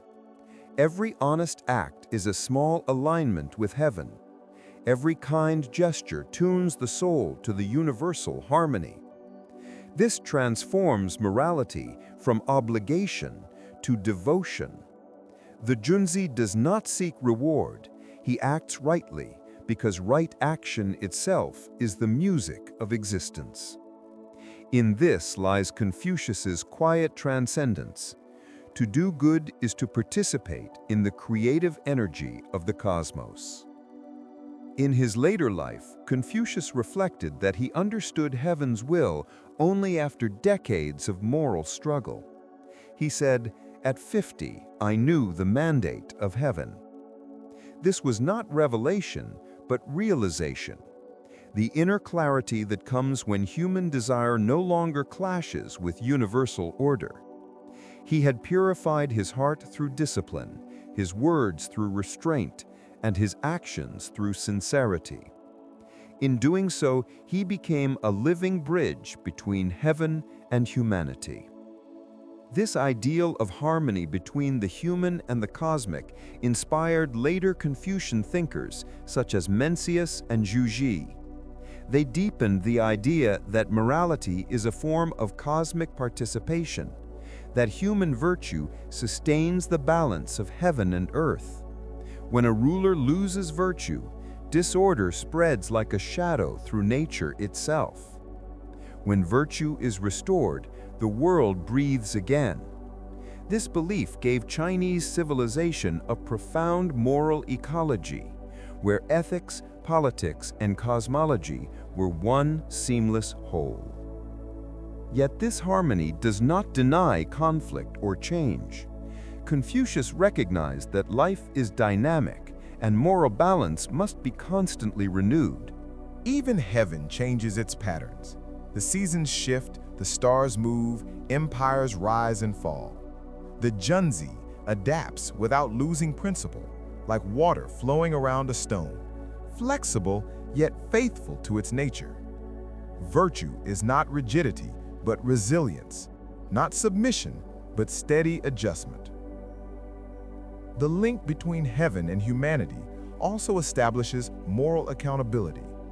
Confucius taught that rulers hold the mandate of heaven only so long as they govern justly. When corruption spreads, the mandate is withdrawn, and the people are justified in seeking change. Thus, even in a hierarchical world, Confucianism planted the seed of moral democracy, the idea that legitimacy rests on virtue, not power. Heaven's law is higher than human law, and no crown can outshine the light of righteousness. This doctrine shaped centuries of Chinese history. Dynasties rose proclaiming heaven's approval and fell when their morality decayed. Confucian scholars served as both loyal advisors and moral critics, reminding emperors that virtue, not might, sustains empires. In their pens and voices echoed the master's eternal warning: to govern by virtue is like the North Star. It stays in place while all the other stars turn toward it. The cosmic dimension of Confucius's philosophy gives it universality. It is not bound by culture or religion, for it speaks to the natural law written in every heart. Heaven, in its deepest sense, is the moral order that binds all beings, the source of justice, compassion, and truth. To follow the way, Tao, is to rediscover that unity, to act not from ego, but from the vast harmony that sustains existence. In our modern age of fragmentation, this vision feels almost prophetic. Confucius teaches that the healing of the world begins with the tuning of the self. Environmental, political, and spiritual harmony all stem from moral harmony. When we lose reverence for balance in nature, in society, in the soul, we invite collapse. The wisdom of the ancients remind us the universe does not need domination, it needs alignment, and alignment begins within. At the core of Confucius's moral universe lies the triad of Ren, Yi, and Li, three interwoven principles that shape both personal virtue and social harmony. They are not abstract categories, but living forces that guide every action, word, and thought. They define what it means to be human in the deepest sense, not as an isolated individual, but as a moral being in relationship with others and with heaven. Ren is the beating heart of Confucian ethics. It is often translated as benevolence, humaneness, or kindness, yet these words only hint at its depth. Ren is the feeling that arises when one recognizes the shared humanity of others. It is the warmth that dissolves cruelty, the empathy that sees another's joy or suffering as one's own. For Confucius, the cultivation of Ren begins with the family, the love between parent and child, sibling and sibling, but it must radiate outward until it embraces all beings. A person who possesses Ren does not act kindly because it is expected, but because it flows naturally from a refined heart. Confucius said, "To love others, that is Ren." But this love is not sentimental. It is disciplined by wisdom and expressed through action. It is the love of the doctor who heals, the teacher who guides, the ruler who governs with justice. It is the love that endures even when unreturned, that continues to act rightly even when misunderstood. In this way, Ren is not a mere emotion, it is a mode of being, the flowering of humanity at its highest form. Yet love alone is not enough. Without discernment, compassion can be misdirected, and good intentions can lead to harm. Thus enters Yi, righteousness, or moral justice. Where Ren is the heart, Yi is the conscience. It is the principle that ensures our benevolence serves truth and fairness. To act with Yi is to do what is right, not what is profitable or convenient. Confucius admired those who would rather suffer loss than betray what is just. He taught that Yi gives moral backbone to the soul. It is the steel beneath the silk of Ren. Yi also represents the courage to stand alone when virtue demands it. It resists corruption not through pride, but through loyalty to what is right. A person guided by Yi sees honor not in wealth or rank, but in integrity. Thus, the superior man does not bend with every wind of fortune. He may appear simple, even stubborn, but within him burns the steady flame of justice. This inner strength, born of Yi, makes him a pillar in times of confusion. If Ren gives warmth and Yi gives direction, then Li provides structure. Li means ritual propriety, but it extends beyond ceremonies. It encompasses all forms of social behavior, manners, traditions, speech, dress, and even tone. To Confucius, Li is the framework through which Ren and Yi are expressed in the world.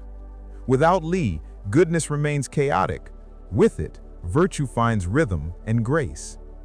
The rituals of greeting, mourning, or governance are not empty gestures, but mirrors of moral order. They transform daily life into a dance of respect and harmony. Confucius warned that neglecting Li leads to decay of both manners and morals. When people forget how to behave with respect, society loses its coherence. The forms of Li remind us that every encounter carries moral weight. To bow properly, to speak kindly, to give thanks sincerely. These are acts that discipline the ego and honor the bond between souls. Through Li, one learns humility, patience, and awareness. It trains the heart to act with care rather than impulse. Together, Ren, Yi, and Li create balance. Ren provides compassion, Yi ensures justice, and Li manifests order. One without the others becomes distortion. Compassion without justice becomes weakness. Justice without compassion becomes cruelty, and order without humanity becomes tyranny. The sage harmonizes these three virtues until they form a seamless character, gentle yet firm, humble yet resolute, reverent yet free. Confucius's emphasis on these virtues was not theoretical. He saw them as living tools for building peace in a chaotic age. He lived during the spring and autumn period, a time of political fragmentation and moral decline. Rulers pursued power through deceit, families were torn by ambition, and the old rights were forgotten. In this climate, his teaching was both moral medicine and quiet rebellion. He sought not to overthrow governments, but to restore the soul of civilization. By reforming the heart, he believed one could reform the world. This is why he focused so deeply on education. To Confucius, education was not merely about literacy or memorization, it was moral cultivation. He said, "By nature, men are alike. By practice, they become far apart." This means virtue is not innate, but cultivated through conscious effort. Education trains the senses to perceive rightly, the mind to think clearly, and the heart to feel deeply. The ultimate goal of learning is to perfect the self, not to impress others, but to align with heaven and serve humanity. His method of teaching was subtle yet profound. He did not give final answers, he awakened understanding. He questioned, hinted, and guided, allowing his students to discover truth within themselves. He understood that wisdom cannot be imposed, it must be realized. This is why his dialogues, preserved in the Analects, often seem fragmentary. They are sparks of conversation, not lectures. He trained not followers but thinkers, men who could carry the moral flame into future generations. The highest aim of education, he said, is to become the junji, the noble or superior person. The junji is not defined by birth or wealth, but by character. He acts not from pride, but from moral clarity. He serves others without seeking reward and rules himself before ruling others. The junji is the living embodiment of ren, yi, and li in harmony. His presence uplifts those around him because it radiates calm integrity. Confucius contrasted the junji with the xiaoren, the small man. The small man chases advantage, flatters power, and bends to circumstance. He speaks well but acts poorly, promises loyalty but seeks gain. The junji, by contrast, remains steady through fortune and misfortune alike. He governs himself before governing others, and he finds joy in moral order rather than material excess. This distinction between the noble and the base formed the moral psychology of Confucianism, a guide to self-reflection in every era. Confucius's philosophy of leadership flows directly from his moral vision of the junji. A true leader, in his view, governs not by force or fear, but by virtue. Power that relies on punishment and control may secure obedience, but it never earns loyalty. The Confucian ruler leads as the North Star shines, unmoving, constant, guiding others through its steady presence. Moral excellence, not authority, gives direction to society. When people see virtue embodied in their leader, they follow willingly, for the human heart naturally inclines toward goodness when it is shown clearly. He taught that government should be rooted in ethics, not coercion. If the people are led by laws and kept in line by punishments, they will try to avoid the punishment but have no sense of shame. If they are led by virtue and kept in line by ritual, they will have a sense of shame and will become good. This statement captures the heart of Confucian politics, morality as the invisible law of civilization. Fear can shape behavior, but only virtue can shape character. For Confucius, political order begins with personal order. The ruler must first govern himself. If his desires are restrained, his words sincere, and his actions just, the empire will naturally align. This principle, later called Shushen Qijia Tuguo Pingxia, cultivate the self, regulate the family, govern the state, bring peace to the world, expresses the Confucian chain of harmony. Society's stability is not built from the top down, but from the inside out.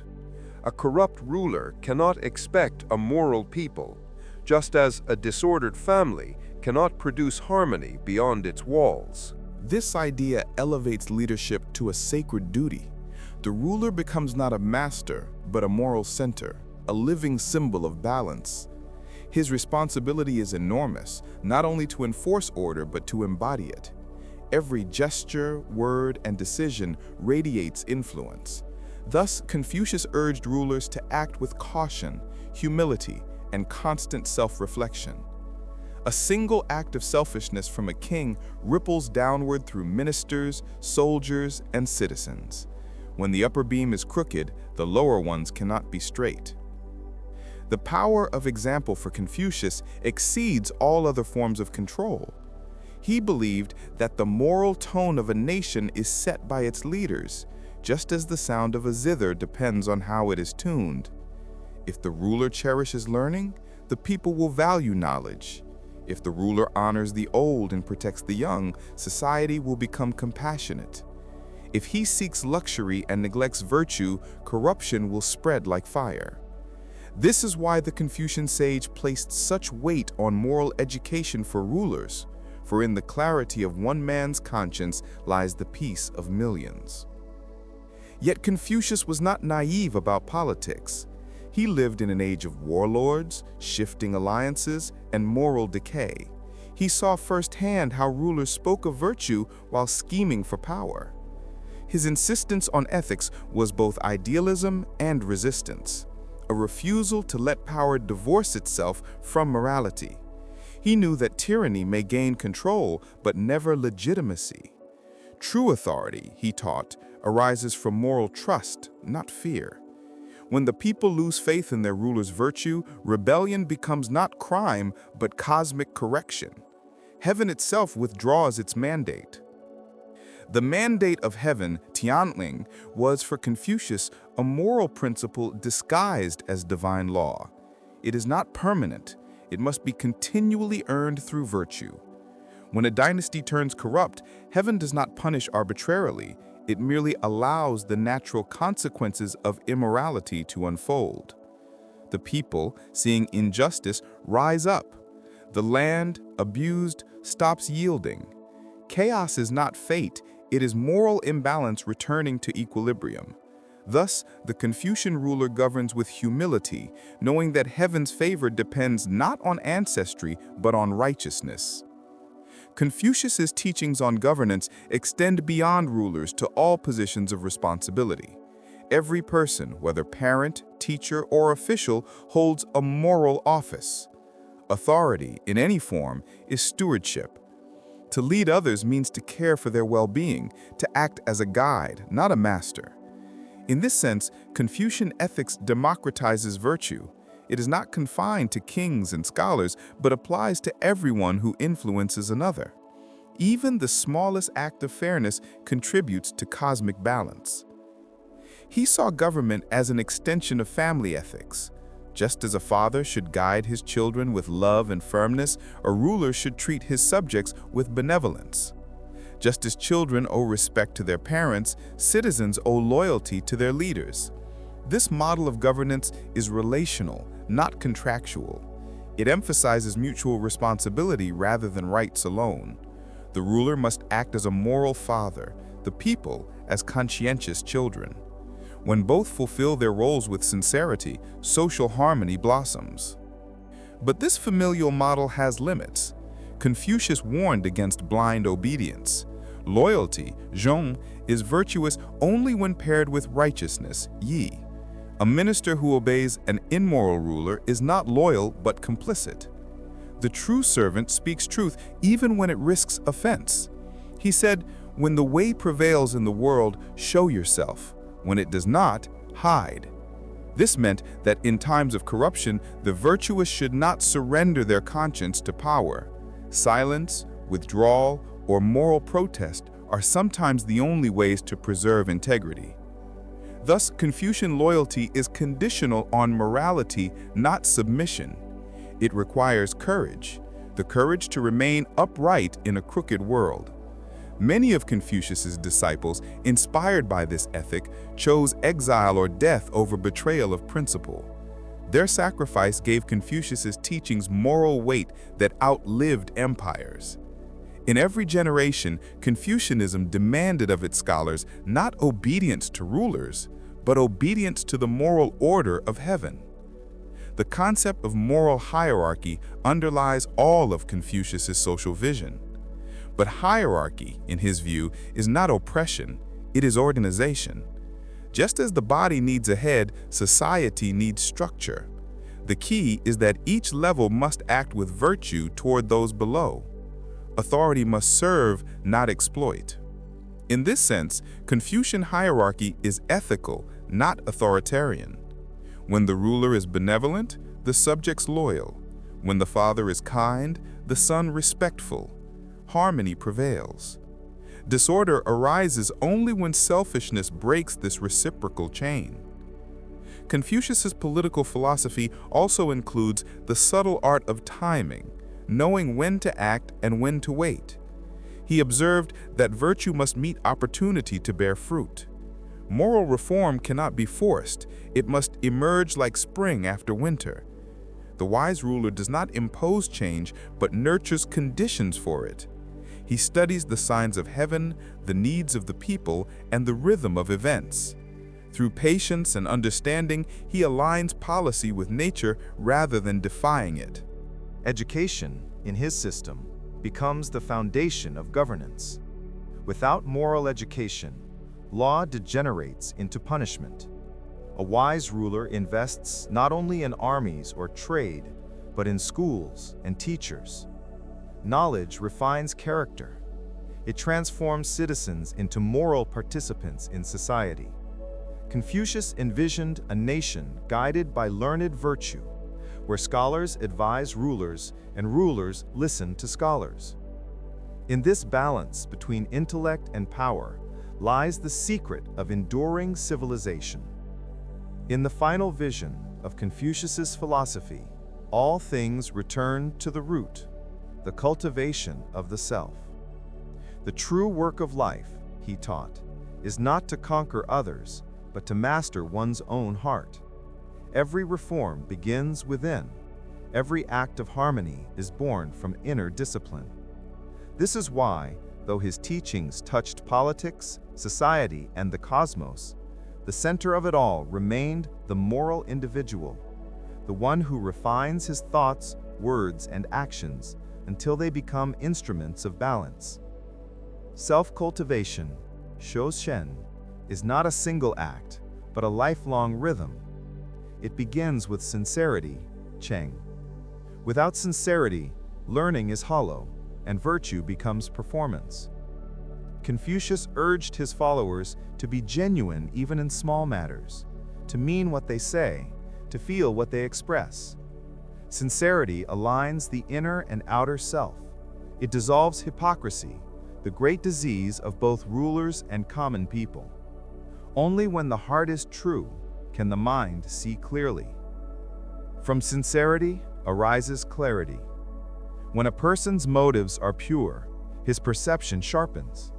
He no longer acts from vanity or fear, but from understanding.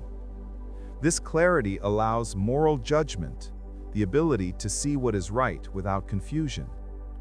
With each act of reflection and correction, the soul becomes like polished jade, glowing quietly from within. This inner light is what Confucius called de, moral virtue, the radiance that influences others without effort. Self-cultivation also means restraint. Confucius never taught asceticism, but he warned against indulgence. Pleasure, wealth, and fame are not evil in themselves, but when pursued without moderation, they enslave the heart. He said, "The gentleman understands what is right, the petty man understands what is profitable." To live rightly is to put principle before gain, duty before comfort. Through restraint, the individual preserves his dignity and freedom. But restraint must be balanced with compassion. Confucius's moral world is not cold or severe. It breathes warmth through humaneness. He believed that true virtue is gentle, not rigid. The cultivated person does not merely avoid wrongdoing, he actively nourishes goodness around him. He helps others to rise, forgives without weakness, and listens more than he speaks. His strength is invisible. It lies in calm patience and quiet influence. To such a person, even enemies appear as teachers, and suffering becomes a path to greater empathy. The highest state of moral cultivation is effortless harmony. This does not mean moral perfection, but natural alignment, when virtue becomes as spontaneous as breathing. At this stage, the person no longer calculates what is right. He simply acts rightly because his nature has been transformed. This is the meaning of the Confucian sage, not a man without flaw, but one whose heart has become so attuned to heaven that his actions express the cosmic rhythm without force. For Confucius, wisdom and virtue are inseparable. Knowledge without virtue breeds arrogance, and virtue without knowledge risks blindness. Thus, learning must always serve the refinement of character. He saw reading, conversation, and reflection as sacred acts, each word and idea a chance to polish the mirror of the mind. The more one learns, the more humble one becomes, for true learning reveals the vastness of what remains unknown. At the end of his life, Confucius did not claim to have attained sagehood. He said simply, "I transmit but do not create." He saw himself as a messenger of ancient truth, not its inventor. Yet his transmission reshaped the moral foundations of civilizations for millennia. He offered no miracles, no divine revelations, only a disciplined path toward humanity. He believed that peace is not the gift of gods or kings, but the fruit of countless acts of sincerity, respect, and courage. His legacy endures because it speaks to what is timeless in the human condition. Every generation faces the same struggle between virtue and desire, order and chaos, wisdom and ignorance. Confucius's answer remains the same. Begin with yourself. Do not wait for rulers to reform or for heaven to intervene. Sweep your own heart clean.